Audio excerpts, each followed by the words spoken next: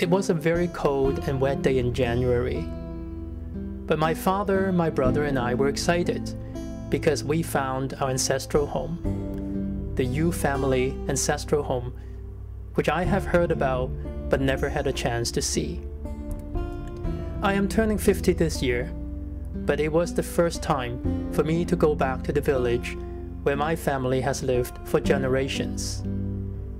The ancestral home was no longer inhabited, but it stood as evidence of my lineage. My father said the home was built at the turn of the 20th century by our great-great-grandfather. His name in Cantonese was Zhan Yin, literally praising the sparrow. I find the name very beautiful. I wonder how he felt about his own name. How many people get to know the name of their great-great-grandfather, let alone what his life was like? That's 5 generations ago, with over 100 years of history in between. I first saw his name in our family's genealogy book. The book records the names of my ancestors, but not their life stories. Who were they? What did they do? Where did they go? The book is silent on these questions. I did not know much about my family's history.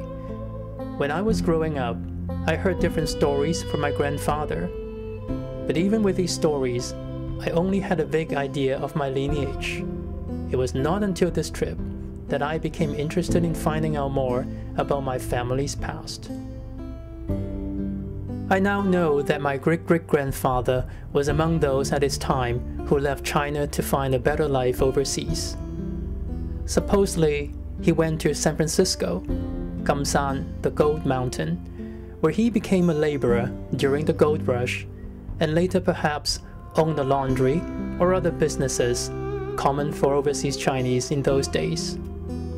At one point, he likely returned to the village and built a new home for his family with the money he earned.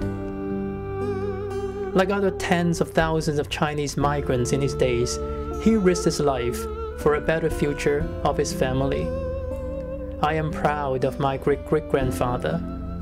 Although there is no photo or written record of him in our family, other than a name in the genealogy book, I will keep telling his story to the future generations.